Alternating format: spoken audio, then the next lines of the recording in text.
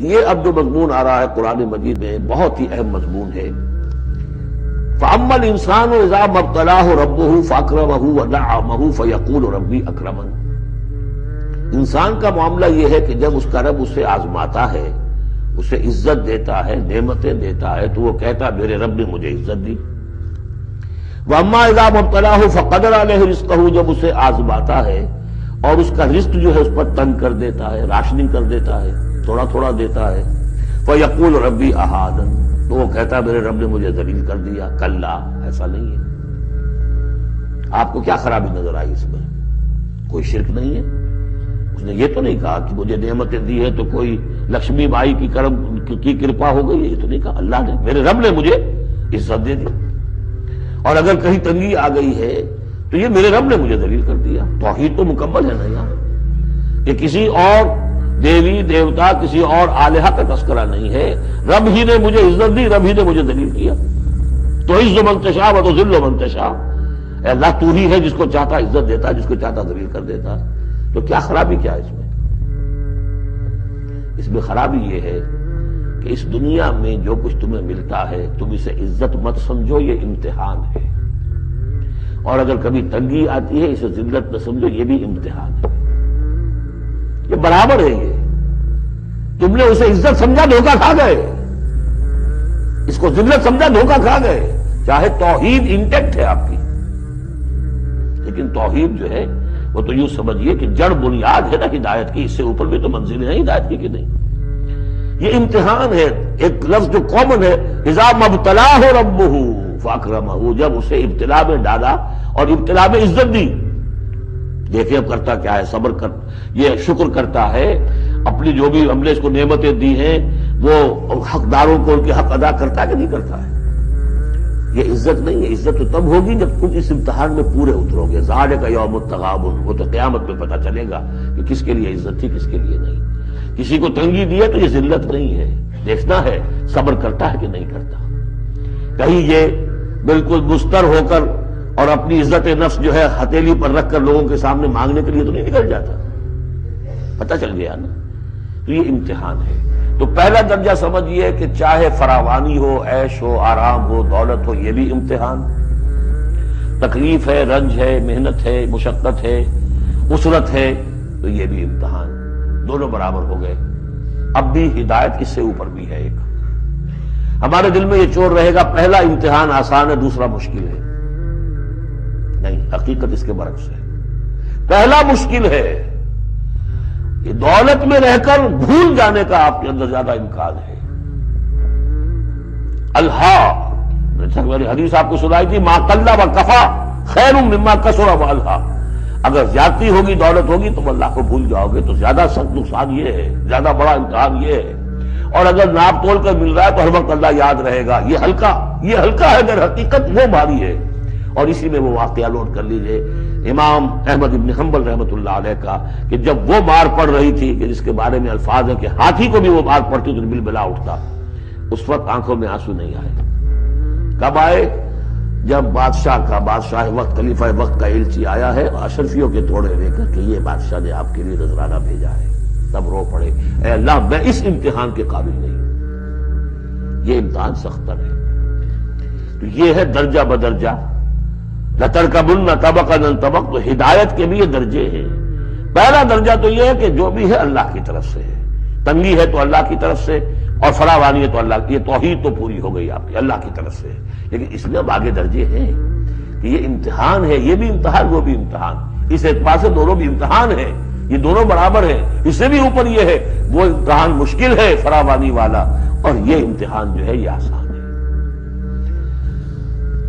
فَأَمَّا الْإِنسَانُ إِذَا مَا ابْتَلَاهُ رَبُّهُ فَأَكْرَمَهُ وَنَعَّمَهُ فَيَقُولُ رَبِّي أَكْرَمَنِ وَأَمَّا إِذَا مَا ابْتَلَاهُ فَقَدَرَ عَلَيْهِ رِزْقَهُ فَيَقُولُ رَبِّي أَهَانَنِ كَلَّا۔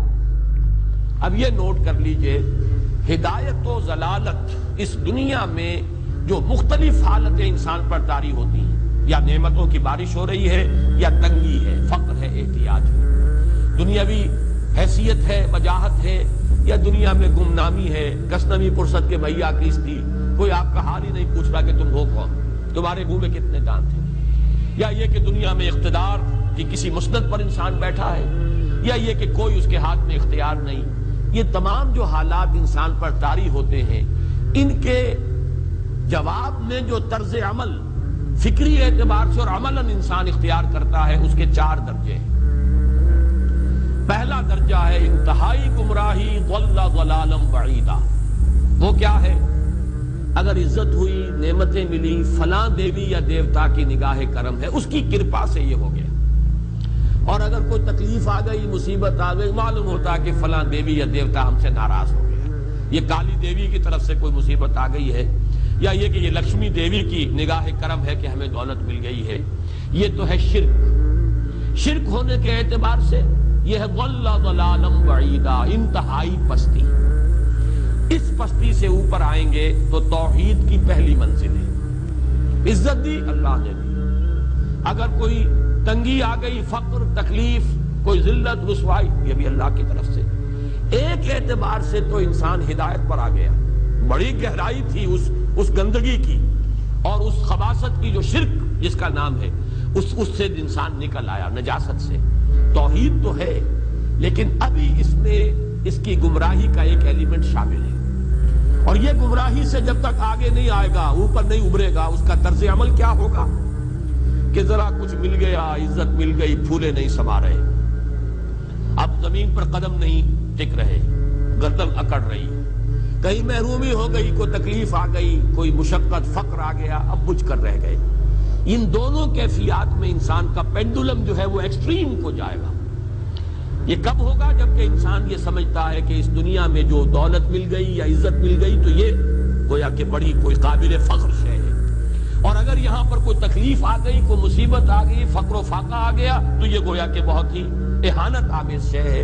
اگر یہ انسان سمجھے گا تو طرز عمل وہ نکلے گا نتیجے کے طور پر جو میں بیان کر چکا ہوں. یہ گمراہی ہے. اس گمراہی سے نکلیں گے تو آپ کس مقام پر آئے؟ دوسری منزل ہدایت کی کیا ہے؟ نہ یہ عزت ہے نہ یہ ذلت ہے، دونوں حیثیتیں برابر ہیں کہ یہ امتحان ہے. اسی لیے ان دونوں آیتوں میں ایک لفظ قدر مشترک ہے، اذا مبتلاہ فاما الانسان اذا مبتلاہ ربہ فاکرمہ ونعمہ. یہ بھی ایک ابتلا ہے، آزما رہا ہے اللہ. کبھی وہ دے کر آزماتا ہے، کبھی چھین کر آزماتا ہے، کبھی فقر و فاقہ سے آزماتا ہے، کبھی وہ کثرت دولت اور کثرت مال سے آزماتا ہے، کبھی وہ صحت دے کر آزماتا ہے کہ یہ قوت اور توانائی اور صحت جو میں نے دی ہے یہ اس میں کیا کرتا ہے، کبھی وہ مرض کے ذریعے سے آزماتا ہے کہ صبر کرتا ہے کہ نہیں کرتا.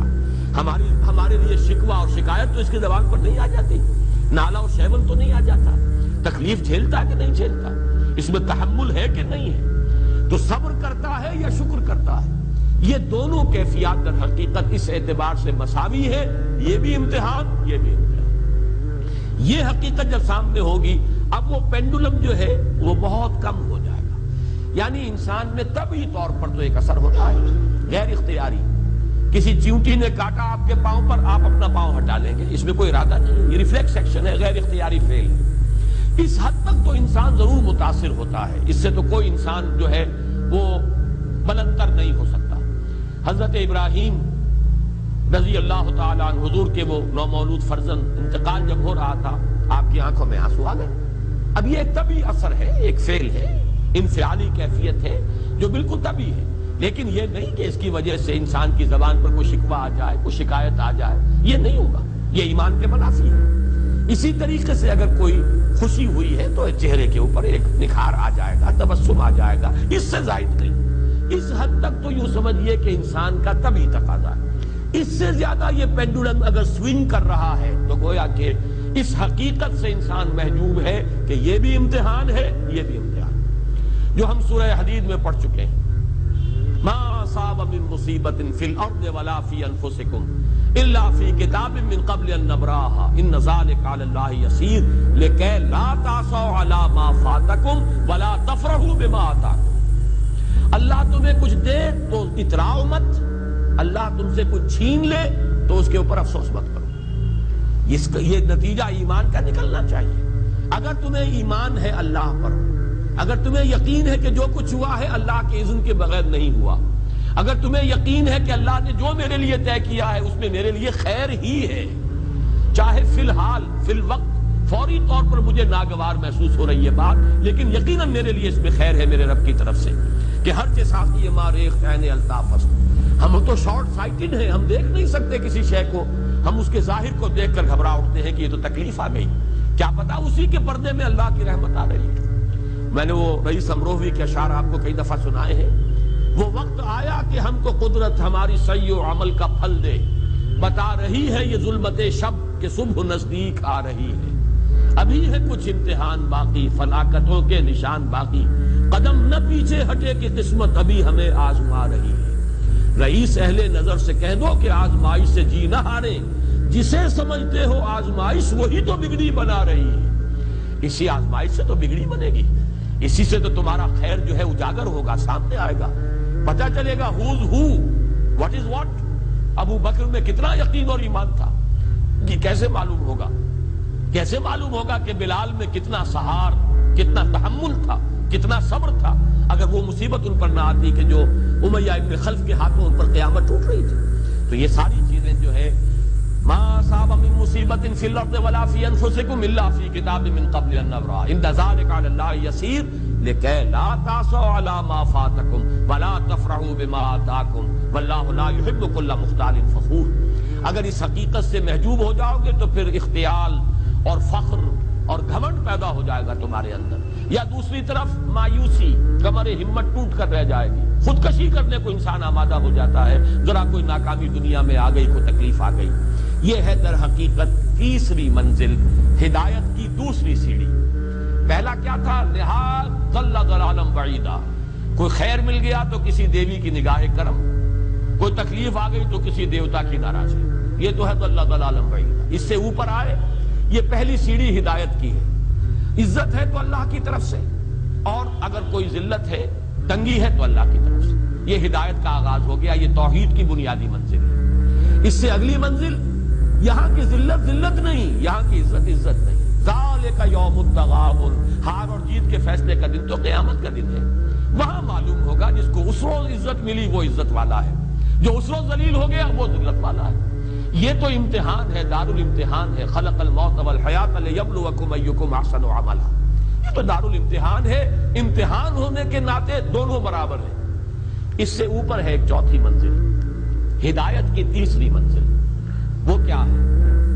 عام طور پر انسان یہ سمجھتا ہے کہ یہ جو آزمائش ہے تنگی کی اور فقر و فاقہ کی، یہ سخت تر آزمائش ہے، اور نعمتوں کی بارش ہو تو یہ آسان آزمائش ہے۔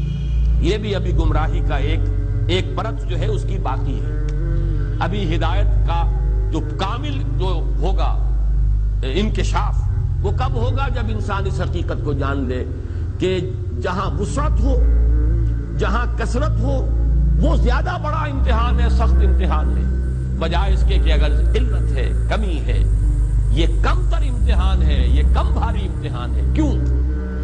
کہ اگر آپ کے پاس کثرت ہے، آپ کے اندر غفلت پیدا ہو جائے، کثرت کا لازمی نتیجہ غفلت ہے، اور اگر قلت ہے، بمشکل گزارا ہو رہا ہے، تو اللہ یاد رہے گا، راتوں کو گڑ گڑائیں گے۔ آسائش میں اللہ کو بھول جانا زیادہ ممکن ہے بلکہ متوقع ہے، اور تکلیف میں اللہ کا یاد آنا زیادہ متوقع ہے۔ اس میں انسان فریاد کرتا ہے، اللہ سے دعا کرتا ہے۔ تو کون سی چیز نتیجے کے اعتبار سے بہتر ہوئی؟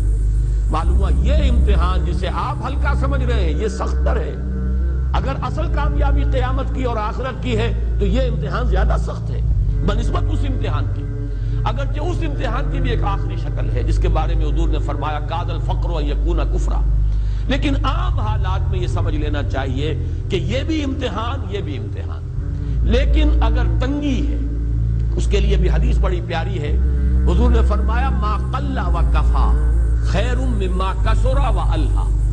اگر کم ہو لیکن کفایت کر جائے، ضرورت پوری ہو گئی، پیٹ کو جتنا درکار تھا جسم اور جان کا رشتہ برقرار رکھنے کے لیے اتنا مل گیا، نہیں کوئی کئی کورسز کے ڈنر کھائے ہیں، نہیں کوئی اس کے اندر جو ہے لذت ہے، لیکن یہ کہ بنیادی ضرورت پوری ہو گئی، کسی کے سامنے ہاتھ نہیں پھیلانا پڑا، کسی کے سامنے عزت نفس کو ہتھیلی پر رکھ کر پیش نہیں کرنا پڑا۔ ما قل و کفا، جو کم ہے لیکن کافی ہے، خیر وہ کہیں بہتر ہے اس سے مما کثر و الہا، جو ہو تو بہت لیکن اس سے غفلت طاری ہو جائے۔ الہاکم التکاثر، یہ تکاثر تو انسان کو غفلت کے اندر مبتلا کر دینے والی شے ہے۔ یہ ہے اصل میں کہ جس کے لیے تاریخی اعتبار سے نوٹ کر لیجئے واقعہ امام احمد ابن حنبل رحمہ اللہ، ان کی تاریخ کا، ان کی زندگی کا یہ واقعہ بہت ہی سبق آموز ہے۔ خلق قرآن کے مسئلے پر جب خلافت بنی عباس کے دوران ان پر تشدد ہو رہا تھا، مارا جا رہا تھا، جیل میں تعذیب، پرسیکیوشن، وہ مار ماری جا رہی تھی جس کے بارے میں آتا ہے کہ اگر ہاتھی کو بھی وہ مار ماری جاتی تو وہ بھی بلبلا اٹھتا۔ اس وقت کبھی ان کی آنکھوں میں آنسو نہیں آئے، ایک صبر اور ثبات اور استقلال کا پہاڑ کھڑا جھیل رہا۔ پھر وہ حکومت تبدیل ہو گئی، اب وہ جو خلیفہ وقت ہے وہ خود اس مسئلے میں ان کے ہم خیال ہیں، اب انہیں جیل سے تو نکال دیا گیا۔ اس کے بعد یہ کہ ایک وقت آتا ہے کہ دارالخلافہ سے اشرفیوں کی ایک تھیلی لے کر ایک شخص آتا ہے کہ یہ خلیفہ نے آپ کو ہدیہ بھیجا ہے، نذرانہ ہے۔ اس پر رو پڑے اور یہ عرض کیا بارگاہ خداوندی میں، پروردگار میں اس آزمائش کے قابل نہیں ہوں، یہ آزمائش کہیں سخت ہے، یہ سنہری آزمائش، رو پہلی آزمائش، اس کو ریزسٹ کرنا جو ہے، ٹیمپٹیشن کو ریزسٹ کرنا، یہ کہیں مشکل ہے اس پرسیکیوشن اور اس تشدد کو برداشت کرنے سے۔ تو یہ خاص طور پر یہ نمایاں نشان ذہن میں رکھیے۔ تو ان آیات میں کہ جو نہایت اہم ہے یہ دو آیتیں قرآن مجید کی، بظاہر سوال آتا ہے کہ اس میں حرج کی کون سی بات ہے؟ اللہ تعالیٰ معز ہے، اللہ تعالیٰ مذل ہے، تعز من تشاء وتذل من تشاء بیدک الخیر، یہ سورہ آل عمران میں آیت آئی کہ نہیں آئی؟ لیکن یہ کہ اصل میں یہ چار درجے ذہن میں رہنے چاہیے۔ اگر آسانی ہو، عزت ہو، دولت ہو، فراوانی ہو تو کسی دیوی کی نگاہ کرم یا دیوتا کا کرم، تکلیف ہو، مصیبت ہو تو کسی دیوی یا دیوتا کا اظہار غضب، ناراضگی کا مظہر۔ اس سے اوپر آئے جو عزت دی ہے اللہ نے دی ہے، مجھے اللہ نے باعزت کر دیا دنیا میں، اور یہ ذلت اللہ نے مجھے ذلیل کر دیا، اس کے اعتبار سے یہ ہدایت ہے، توحید تو آ گئی، لیکن ابھی گمراہی کا ایک ایلیمنٹ شامل ہے۔ وہ گمراہی کیا ہے کہ نہ یہاں کی عزت عزت ہے، نہ یہاں کی ذلت ذلت ہے۔ وہ جو بھی سردی گرمی اور نرمی سختی، ان تمام کو جو ہے وہ برابر رکھو کہ دونوں جو ہے یہ آزمائش کی کیفیتیں برابر ہیں۔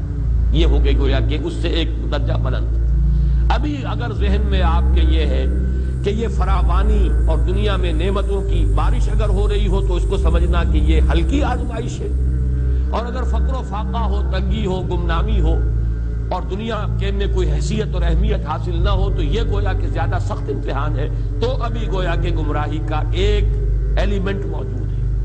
حقیقت منکشف ہوگی جبکہ یہ بات واضح ہو جائے کہ یہ امتحان جو ہے، نعمتوں والا امتحان، یہ سختر ہے، اور فقر اور احتیاج والا امتحان یہ نسبتاً آسان ہے۔ اس میں اللہ کی طرف رجوع کی توقع زیادہ ہے، اس میں غفلت کا اندیشہ زیادہ ہے۔